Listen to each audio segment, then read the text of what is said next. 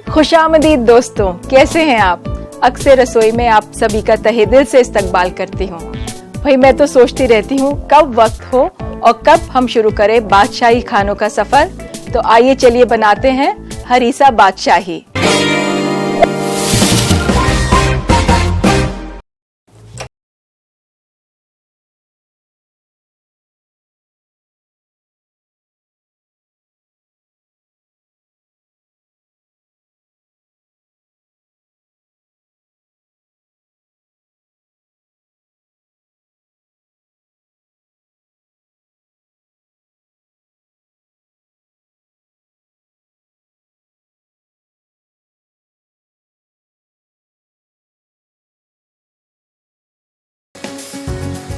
चार चम्मच कुटा हुआ धनिया,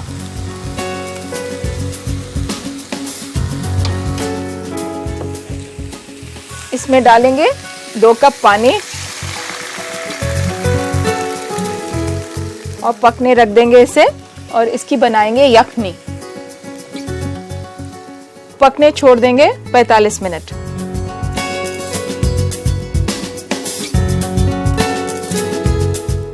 अब ये पानी उबल गया है, हल्का सा चलाएं। नमक डालिए हस्बे जायका। मैं इसमें डालती हूँ 2 चम्मच और रख दीजिए पकने जब तक कि गोश्त बिल्कुल नरम ना हो जाए। इधर हमने दलिये को आधे घंटे के लिए भिगो के रखा है। अब हम दलिया और दूध एक अलग पैन में पकाएंगे। तो देखते हैं ये गोश्त गल गया है। अब एक मसाले की पोटली और बना के इसमें डालते हैं। इसके लिए हम लेते हैं छोटा सा मसलिन क्लॉथ, उसमें हम डालेंगे 2 चम्मच जीरा, 4 चम्मच सौंफ,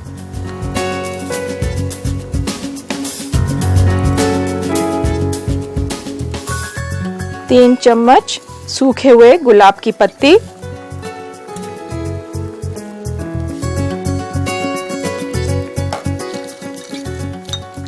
6 से 7 बड़ी इलायची,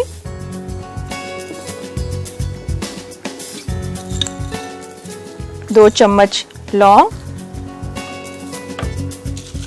15-20 छोटी इलायची, 2 चम्मच काली मिर्च। अब बनाते हैं इसकी पोटली।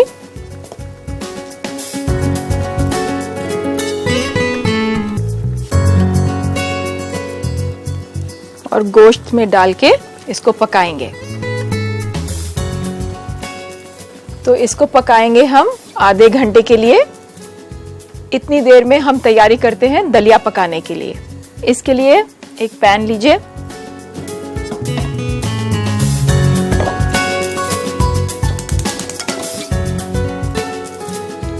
ये हमने 1 कप दलिया भिगोया है।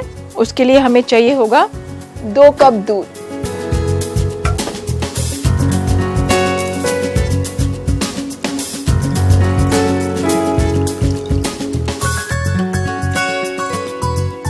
दूध उबल जाएगा तो ये दलिया इसमें मिलाएंगे। एक नजर डालिए और देखिए गोश्त श्रिंक हो रहा है, इसका मतलब ये गल रहा है।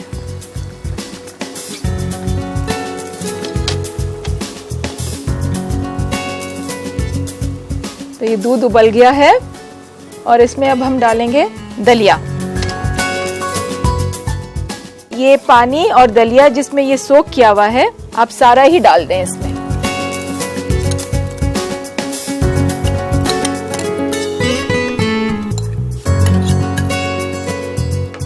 और इसे पकाइए। ये भी आधा घंटा के करीब लगेगा इसको पकने में।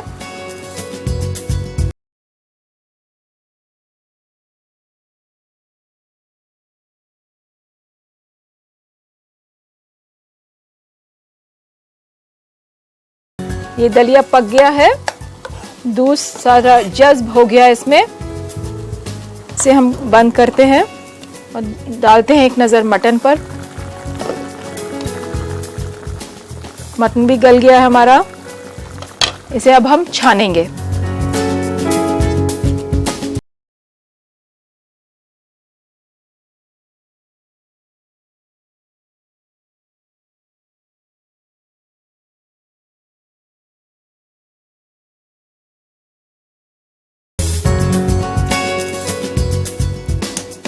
आप ठंडा होने पे इस पोटली को एक बार हाथ से निचोड़िए। इसमें भी जितना जूस है वो यखनी में आ जाएगा। इस मटन को हड्डी से अलग करेंगे और इसके छोटे छोटे टुकड़े इसे यखनी में मिला देंगे। कुछ इस तरह इसको हम निचोड़ेंगे। आप जितना कस के निचोड़ेंगे उतना इसका फ्लेवर निकलेगा यखनी में। इसे अलग रख दें और ये जो मटन के पीसेस हैं इसे हड्डी पे से उतारें। हड्डी को आप अलग रख दें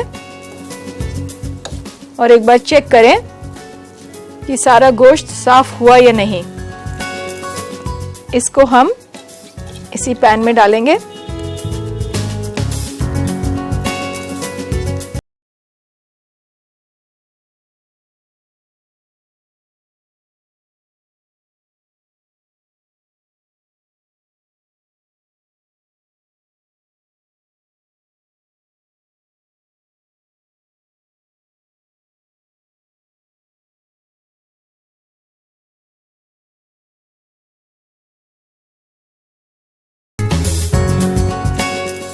तो आइए देखते हैं हमारा गोश्त कहाँ तक पका। ये तैयार हो गया है और गोश्त इस शक्ल में आना चाहिए। इसे हम बंद करेंगे और इसमें अब मिलाएंगे जो ये हमारा पका हुआ दलिया है।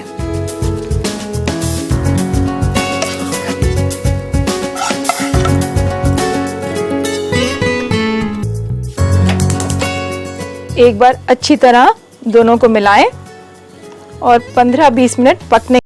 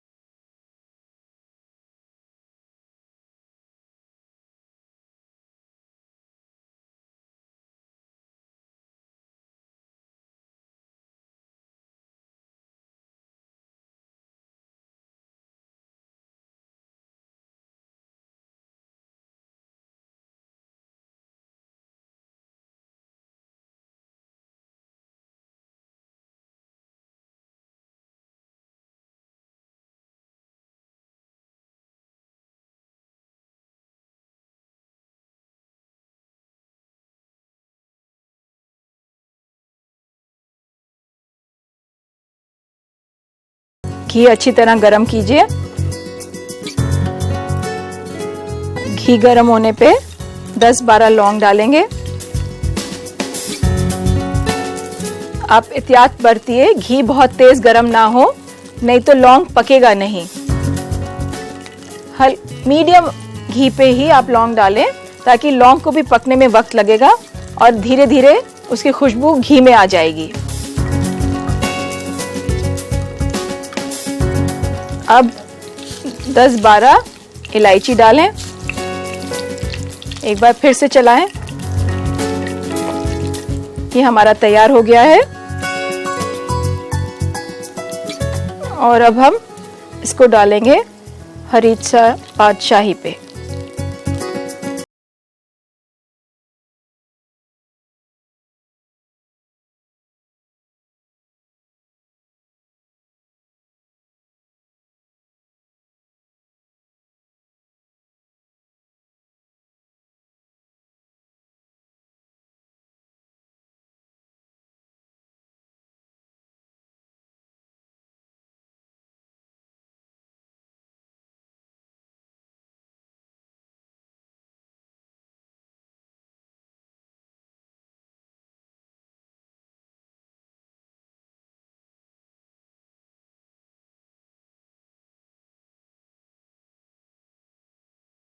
अब तैयार है हरीसा बादशाही।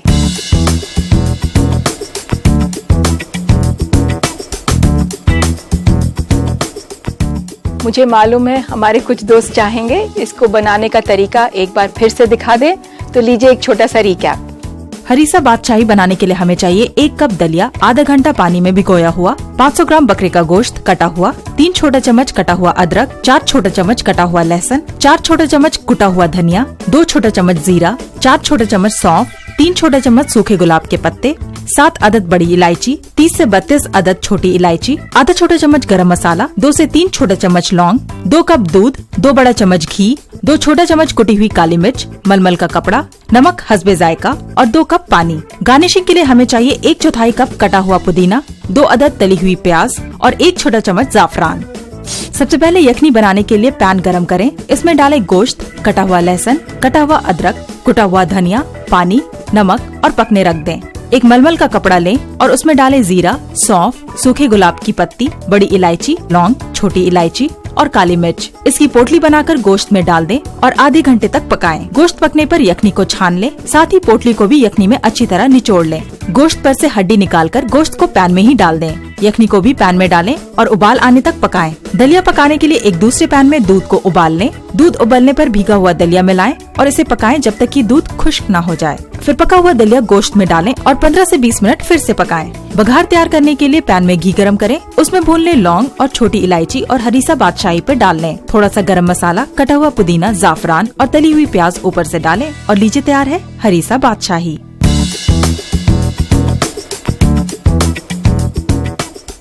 उम्मीद है आपने एक बार गौर से देख लिया होगा। मुझे आपके खत पढ़ना बहुत अच्छा लगता है, मगर उससे पहले आइए डालते हैं एक नजर क्या हो रहा है फूड कल्चर के मैदान में। आज हम आपको हामला खवातीन के लिए जरूरी न्यूट्रिएंट से रूबरू कराएंगे। हामला खवातीन के लिए सबसे अहम न्यूट्रिएंट फॉलिक एसिड होता है। शुरुआती हफ्तों में ये बच्चे के नर्वस सिस्टम के डेवलपमेंट में मदद करता है। फॉलिक एसिड आपको हरी पत्तियों वाली सब्जियों में मिलता है, जैसे पालक, सेम, गोभी, खट्टे फल और यहाँ तक कि ब्रेड में भी। हामला खवातीन और उसके बच्चे के लिए आयरन बहुत जरूरी है, क्योंकि आयरन की कमी से अनीमिया होने का खतरा होता है। अगर आपको अनीमिया से बचना है तो आप आलू, ब्रोकली, किशमिश, छुहारा, होल ग्रेन ब्रेड्स और हरी सब्जियों को अपने डाइट में शामिल करें। कैल्शियम आपके बच्चे की हड्डियों और दांतों को तंदुरुस्त बनाता है। हामला खवातीन को आम दिनों से ज्यादा मिकदार में कैल्शियम चाहिए होता है। कम से कम दूध, दही और चीज, ये 3 चीजें उन्हें जरूर लेना चाहिए। हामला के दौरान खवातीन को प्रोटीन्स की भी बहुत ज्यादा जरूरत होती है। प्रोटीन सबसे ज्यादा मछली, गोश्त, बादाम, मटर, सेम, दूध और अंडे में मिलता है। हामला के दौरान पानी आपकी डाइट में सबसे अहम किरदार निभाता है। यह आपके खाने से न्यूट्रिएंट्स लेकर आपके बच्चे तक पहुंचाता है। हामला खवातीन को एक दिन में कम से कम 6 से 8 ग्लास पानी पीना चाहिए। जूस भी आप ले सकती हैं। इसमें कैलोरीज ज्यादा होता है। कैफीन आपके जिस्म के वाटर लेवल को कम कर देता है, इसलिए कॉफी, सॉफ्ट ड्रिंक्स और चाय जैसी चीजों को नजरअंदाज करें। अब वक्त है आपके सवालों को पढ़ने का। ये पहला खत गुलशन अख्तर लिखती हैं चंडीगढ़ से कि मटर पनीर बनाते वक्त पनीर को फ्राई करके मटर में मिलाना अच्छा रहेगा या बिना फ्राई करे। तो गुलशन, ये तो आपके ऊपर है। अगर आप उसके ऊपर और फैट लगाना चाहती हैं तो फ्राई करें। फ्राई करने के 2 फायदे हैं, एक तो उसमें कलर आ जाता है और पनीर की शेल्फ लाइफ भी बढ़ जाती है। दूसरा खत करीम लिखते हैं ओखला से कि बचा हुआ ब्रेड अक्सर सूख जाता है, कोई हल बताएं जिससे कि हम उसका कुछ और बना सकें। करीम, ब्रेड अगर एक बार सूख जाए तो उसका कुछ नहीं हो सकता। उसके लिए सबसे बेहतर तरीका यही है कि आप उसको और अच्छी तरह सुखाएं, उसको कूट के उसके ब्रेड क्रम्स बना लें। तो भाई ये तो थे आपके सवाल। तो आइए शुरू करते हैं। 2.5 कप आटे में हम 1.5 कप देसी घी मिलाएंगे।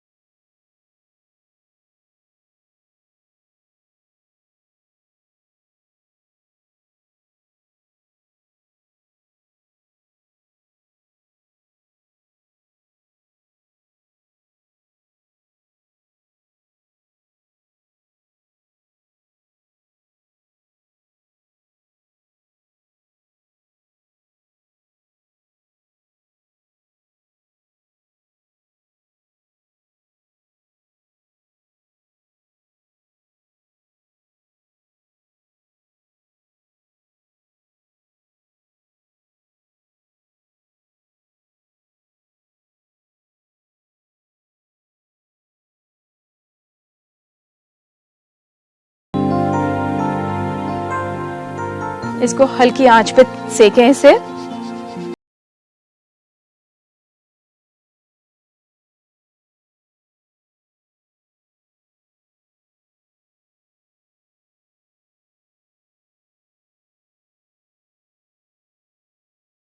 काफी वक्त चाहिए। पहली बात, हमारी रोटी मोटी है और जो घी है वो भी वक्त लेगा इसको पकाने में। पलटते रहिए, हल्का सा इस तरह कट दीजिए ताकि अंदर तक भी सेक जा सके। आप देख रहे हैं धीरे धीरे कलर आ रहा है।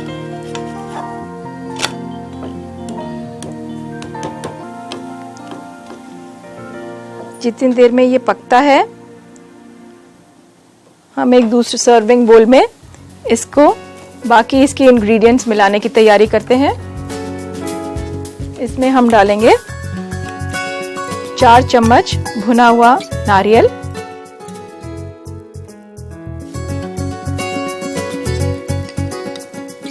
1 से 1.25 चम्मच इलायची पाउडर,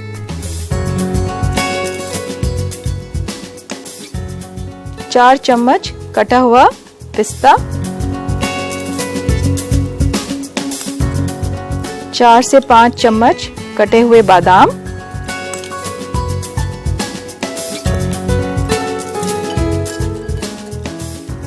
10-15 किशमिश। इसमें देखते रहिए कि ये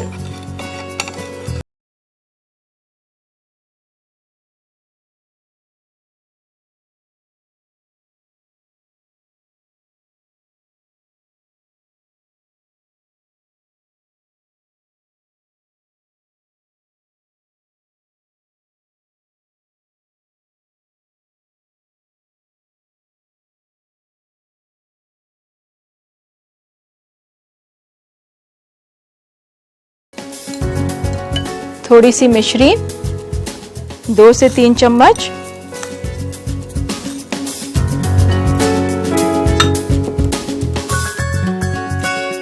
एक चुटकी भर गरम मसाला,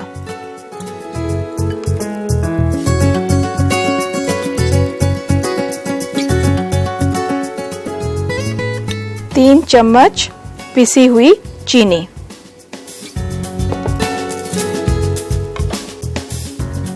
ये हमारा तैयार है।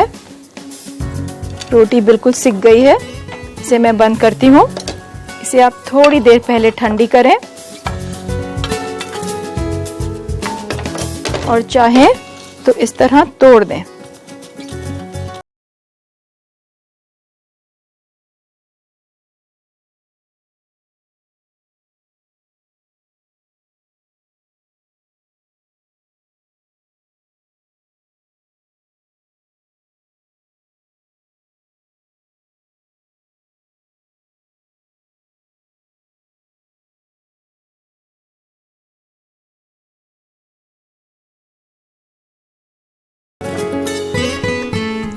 ऊपर से 2 बड़े चम्मच घी डालिए।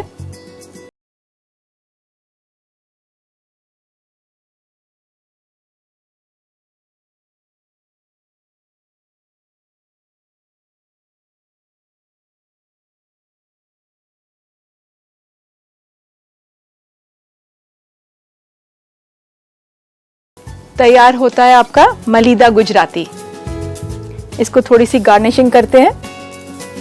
आप चाहें तो अपने बाग से गुलाब की ताज़ी पत्ती तोड़ें और इस तरह इन पे डाल दें, खुशबू के लिए भी और देखने में भी बहुत खूबसूरत लगेगा। ये कुछ इस तरह बनेगा।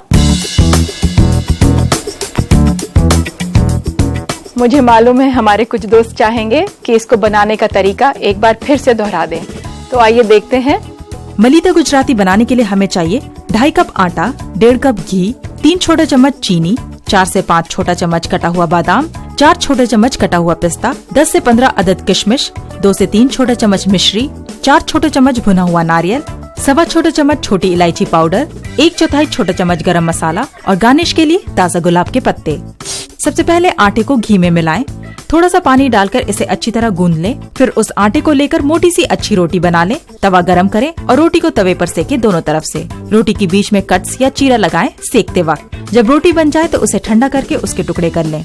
सर्विंग बोल में भुना हुआ नारियल, इलायची पाउडर, कटा हुआ पिस्ता, कटा हुआ बादाम, किशमिश, मिश्री, गरम मसाला और पिसी हुई चीनी को अच्छी तरह मिक्स करें। रोटी के टुकड़ों को इस मुरक्कब में अच्छी तरह मिला दें। ऊपर से घी डालें और मिलाएं। ताजे गुलाब के पत्ते से सजाएं। लीजिए तैयार है मलीदा गुजराती। उम्मीद है आपने देख लिया होगा। वक्त आ गया है आपसे इजाजत लेने का। खुदा हाफिज।